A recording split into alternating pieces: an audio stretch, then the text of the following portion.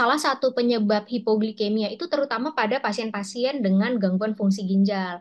Karena pada pasien-pasien dengan gangguan ginjal itu dapat terjadi yang pertama ada penurunan metabolisme glukosa, di mana ginjal ini kan dia memiliki fungsi untuk metabolisme sehingga apabila terjadi gangguan pada ginjal, metabolisme glukosa terganggu dapat terjadi hipoglikemia. Kemudian biasanya juga pada pasien-pasien ginjal ini dia eh, asupannya nutrisinya sudah mulai dikurangin karena pasiennya sudah banyak pantangan ini, pantangan itu sehingga biasanya dari intake-nya juga berkurang. Kemudian biasanya eh, ada juga hormon-hormon yang dapat mengatur glukosa seperti insulin atau glukagon itu terjadi gangguan pada pasien-pasien yang mengalami gangguan fungsi ginjal. Oleh karena itu, kalau pada pasien mungkin sebelumnya gula darahnya bagus, maaf, gula darahnya tinggi, pada pasien dengan gangguan ginjal mulai menurun karena ginjalnya sendiri sudah dapat mengganggu metabolisme tersebut. Sehingga kalau awalnya pasien masih perlu obat, lama-kelamaan udah nggak perlu obat-obatan lagi karena sudah aman.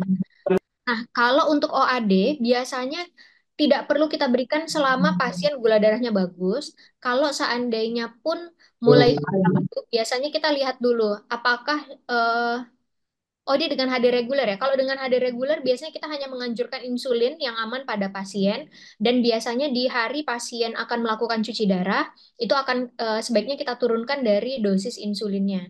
Jadi misalnya pasien cuci darahnya nih pagi hari, itu kan kalau cuci darah sebetulnya jadwalnya sudah rutin ya, tidak tidak berganti-ganti. Jadi sebetulnya kita sudah bisa menganjurkan pasien di pagi hari atau mungkin kalau dia cuci darahnya siang yang insulin sebelum makan siangnya dapat diturunkan 2 sampai 4 unit misalnya, tergantung kondisi pasiennya, seperti itu.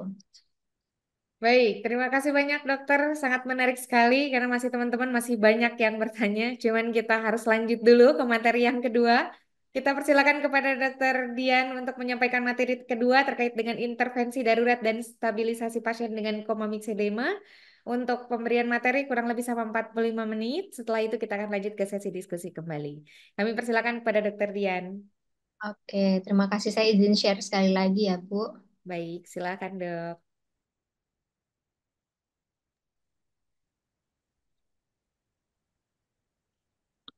Waduh, ini kayaknya tadi.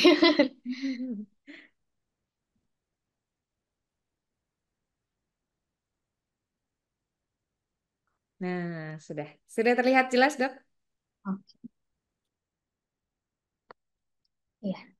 Eh, Terima kasih. Saya akan kembali membawakan topik kegawat daruratan di bidang endokrin. Kali ini saya akan membawakan dari sisi tiroid, yaitu intervensi darurat dan stabilisasi pasien dengan koma mixed edema. Sebagai pendahuluan, hipotiroid itu dia merupakan sindroma klinis yang terjadi akibat adanya defisiensi atau turunnya hormon-hormon endokrin. Biasanya ini penurunan dari hormon endokrin atau hormon tiroid ini dia dapat memperlambat proses-proses metabolik di seluruh tubuh kita. Karena seperti kita ketahui, tiroid ini dia memiliki banyak sekali target organ seperti contohnya di jantung, di usus, di kulit, di mata dan lain sebagainya sehingga pada proses terjadinya penurunan dari hormon tiroid dapat memperlambat metabolisme di beberapa organ tersebut.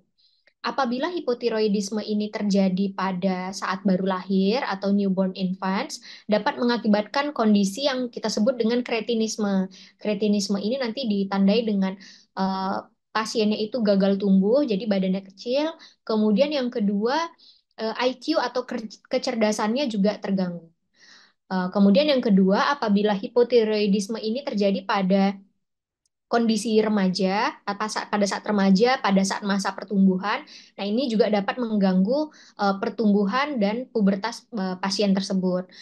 Namun, apabila terjadi pada saat dewasa, umumnya kalau sudah dewasa karena pertumbuhannya sudah sempurna, kemudian IQ-nya juga sudah terbentuk dengan baik, seringkali keluhan-keluhan pasien ini akan dapat kembali lagi setelah mendapatkan terapi dari tiroid tersebut. Berikut adalah fisiologis dari hormon tiroid. Sedikit saya akan mengulang. Yang pertama di kepala kita atau di hipotalamus itu dapat menghasilkan hormon TRH atau tyrotropin releasing hormone, di mana TRH ini akan merangsang pituitary atau hipofisis untuk menghasilkan TSH. TSH ini akan merangsang tiroid untuk menghasilkan T3 dan T4. T3 dan T4 ini dia punya efek umpan balik atau negatif feedback ke hipofisis dan juga ke hipotalamus. Eh, ini adalah upaya dari tubuh kita untuk mengkompensasi hal-hal yang terjadi di tubuh kita. Contohnya pada pasien-pasien yang T3 T4-nya rendah, misalnya pada pasien hipofisis, tubuh kita akan mengkompensasi dengan meningkatkan kadar TSH dan juga TRH.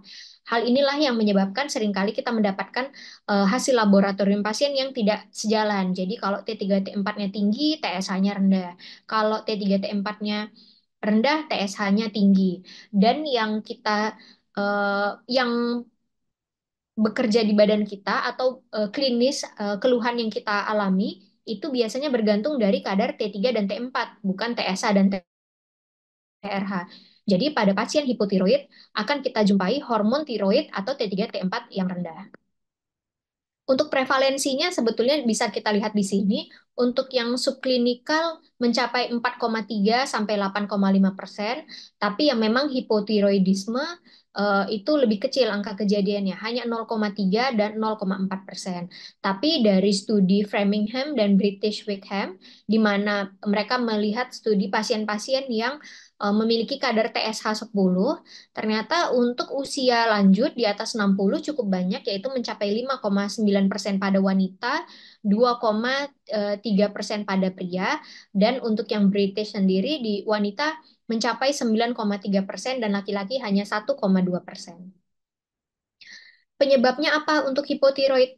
Yang paling sering adalah autoimun atau Hashimoto thyroiditis. Ini radang pada kelenjar tiroid. Kemudian yang kedua postpartum tiroiditis. Jadi ini radang pada kelenjar tiroid setelah melahirkan. Kemudian yang ketiga eh, setelah pembedahan. Jadi setelah pasien diangkat tiroidnya tentu saja kadar hormon tiroidnya jadi sangat rendah. Kemudian yang keempat obat-obatan yang menyebabkan kondisi hipotiroid. Kemudian yang kelima ini memang akibat kongenital. Jadi mungkin dari ibunya sudah mengkonsumsi obat-obatan tiroid itu bisa juga dapat menyebabkan si anak mengalami kondisi hipotiroid atau memang dari anaknya sendiri dari dalam kandungan sudah terjadi kerusakan atau gangguan kelenjar tiroid.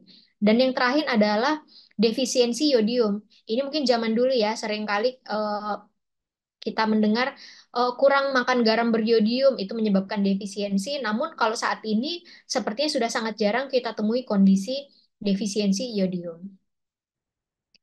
Apa saja tanda dan gejala pasien-pasien hipotiroid? Yang pertama, obesitas atau pasien mulai terjadi peningkatan berat badan akibat menurunnya metabolisme yang terjadi. Kemudian dia juga jadi tidak tahan dingin, mudah kedinginan.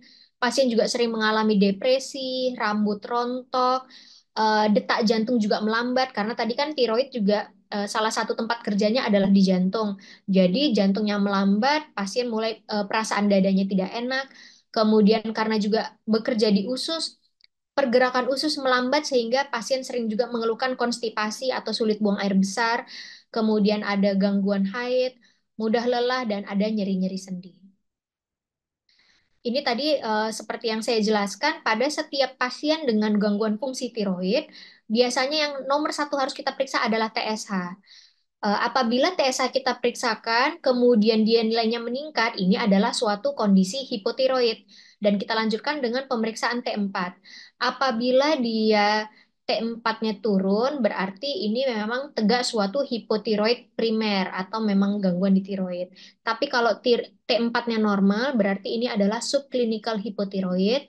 Dan apabila dia meningkat juga seperti TSH, ini adalah sekunder hyperthyroidism atau penyakit hipotiroid akibat kelainan di otak, bukan kelainan di kelenjar tiroidnya. Komplikasi dari hipotiroid yang bisa kita temukan apabila pasien tidak diobati adalah pertama gangguan jantung karena tadi detaknya yang lambat, lama-kelamaan bisa menyebabkan gagal jantung. Kemudian kesehatan mentalnya juga mulai terganggu, kemudian peripheral neuropati mulai terjadi, mixed edema, infertilitas atau gangguan dari reproduksinya juga mulai terjadi pembesaran dari kelenjar tiroid. Pada pagi hari ini saya akan lebih dalam lagi membahas mengenai mixed edema, yaitu mixed edema koma atau koma mixed edem yang juga sering kita dengar. Ini adalah gambaran klinis pasien-pasien koma mixed edem di mana seringkali terjadi pembengkakan pada wajah ataupun juga pada kaki. Koma mixed edem ini dia merupakan suatu komplikasi hipotiroid yang sangat jarang tapi berat. Dan ini penting sekali untuk kita mengenali karena seringkali dia pasien ini misalnya masuknya ke IGD dengan kondisi-kondisi yang lain, contohnya dengan sepsis atau mungkin dengan kondisi yang lain. Tapi karena kita tidak ada mengetahui pasien memiliki riwayat tiroid sehingga tidak dilakukan pemeriksaan TSH. Padahal ternyata bisa saja saat diperiksa kondisi yang berat itu terjadi akibat hipotiroidnya, sehingga perlu bagi kita untuk mengenali kondisi-kondisi koma mixed edem ini. Kondisi ini umumnya terjadi pada wanita usia tua yang biasanya disertai dengan tidak sadar dan juga hipotermi. Kenapa dia disebut dengan mixed edem? Biasanya kita sebut dengan mixed edem karena terjadi perubahan pada kulit yang terjadi pada pasien-pasien dengan hipotiroid akibat adanya penumpukan dari mukopolisakarida di lapisan dermis dari kulit pasien, sehingga pada area-area tertentu dapat terjadi pembengkakan seperti di foto tadi. Ini adalah beberapa faktor yang bisa mencetuskan. Yang pertama, infeksi. Jadi kalau lansia itu mudah sekali ya mengalami infeksi, baik itu pneumonia, baik itu infeksi saluran kemih, viral infection, dan lain sebagainya. Kemudian bisa juga dia dicetuskan oleh trauma atau luka bakar, kemudian kondisi hipotermi, hipoglikemi, kemudian gangguan di jantung atau di cerebrovaskular, gagal jantung, kemudian obat-obatan, dan lain sebagainya. Untuk epidemiologi insidence dan prevalensi mixed edem ini sebetulnya sampai saat ini belum diketahui karena memang sangat jarang. Tapi diperkirakan insidensinya 0,22 per 1 juta per tahun di barat sana. Mixed edem koma ini dia 80% kasus terjadi pada wanita, memang lebih sering pada wanita. Hal ini diduga karena hipotiroid juga angkanya lebih tinggi pada wanita ya dibandingkan pada laki-laki. Dan biasanya juga lebih sering terjadi pada yang usia di atas 60 tahun. Ini adalah patofisiologinya di mana pada pasien-pasien yang memang awalnya sudah mengalami hipotiroid, kemudian mendapatkan faktor-faktor pencetus seperti infeksi, sepsis, atau mungkin ketidakpatuhan pasien untuk mengkonsumsi obat-obatan. Hal ini dapat menyebabkan kondisi serum T3 dan T4 yang rendah. Serum T3 T4 yang rendah ini dapat memperberat kondisi kesadaran pasien, dapat terjadi hipotermi sehingga fungsi jantung mulai menurun juga, terjadi retensi cairan yang mana kesemuanya ini nanti bisa uh, memperparah kondisi di berbagai organ seperti di otak jadi tidak sadar, di paru-paru mulai terjadi gagal nafas, di jantung dapat terjadi cardiogenic shock dan juga dapat terjadi hiponatremia yang keempat hal ini dapat mengakibatkan suatu kondisi yang kita sebut dengan mixed edema koma. Manifestasinya apa? Yang pertama kita harus tanyakan dulu apakah pasien memiliki riwayat hipotiroid, apakah pasien pernah memiliki riwayat operasi kelenjar tiroid atau pernah diberikan terapi iodium pada pasien hipertiroid. Uh, Keluhannya biasanya kita kalau keluhan di awal pasien sama seperti keluhan pasien hipotiroid, rambut rontok, kemudian bradikardi, eh, kemudian wajah mulai membengkak, konstipasi dan lain sebagainya. Tapi pada kondisi sudah semakin berat, dia mulai terjadi penurunan kesadaran, temperatur tubuhnya menurun, gula darah menurun, tekanan darah menurun, terjadi hiponatremi, hiperkapni dan hipoksia. Pada saat pasien datang seperti ini harus kita lakukan semua pemeriksaan. Yang pertama pemeriksaan darah rutin ya standar di mana untuk darah rutin ini yang kita nilai apakah pasien memiliki anemia atau tidak. Kemudian radiologi, terutama untuk pasien-pasien yang kita curigai ada infeksi, untuk menyingkirkan apakah eh, terdapat infiltrat mungkin di paru-paru atau ada efusi. Pasien juga kita wajibkan untuk melakukan pemeriksaan tiroid, baik itu FT4 ataupun TSH, elektrolit untuk melihat apakah terdapat hiponatremia atau tidak, pemeriksaan gula darah, pemeriksaan fungsi ginjal karena ditakutkan pasien dengan peningkatan fungsi ginjal, pemeriksaan jantung untuk melihat terdapat bradikardi atau tidak. Kemudian apabila pasien kita curigai memiliki gangguan dari hipofisis atau mungkin kita curiga nih jangan-jangan hipotiroidnya sekunder, bisa kita lakukan bersamaan dengan hormon-hormon hipofisis lainnya, dan salah satunya yang paling penting adalah kortisol karena kortisol sering menurun pada pasien-pasien dengan hipotiroid atau coma mixed edem. Eh, Kemudian kita juga bisa melakukan pemeriksaan AKDA, analisa gas darah, dan yang terakhir kultur darah dan kultur urin karena ini dianggap merupakan salah satu pencetus yang paling sering terjadi pada pasien koma mixed edem. Untuk tata laksananya, seluruh pasien koma mixed edem atau penurunan sadaran diwajibkan untuk langsung dirawat di ICU dan langsung kita lakukan tata laksana berdasarkan nilai hasil AKDA-nya. Pasien juga sebaiknya diberikan resusitasi cairan, dan untuk pasien-pasien yang mengalami hipotermia berat dapat kita anjurkan untuk mendapatkan selimut penghangat atau suhu dari ruangan ICU-nya bisa ditingkatkan. Kemudian apabila terjadi hipotensi dan hipoglikemia harus segera kita atasi dan sebaiknya langsung diberikan terapi empiris antibiotik sampai terbukti kulturnya negatif. Dari American Thyroid Association sendiri biasanya tidak hanya eh, tata laksana awal tadi yang diberikan, tapi juga kita harus memberikan obat untuk tiroidnya sendiri. Biasanya dapat kita berikan levothyroxine IV, yaitu sebanyak 200 sampai 400 mikrogram, kemudian diikuti dengan 1 mikrogram per kilogram berat badan per hari. Bisa juga kita anjurkan dibarengi dengan pemberian intravena glukokortikoid dan juga dapat dipertimbangkan diberikan bersamaan baik itu dia untuk T4-nya tapi juga T3 dengan loading dose 5 sampai 20 mikrogram diikuti dengan 2,5 sampai 10 mikrogram IV setiap 8 jam.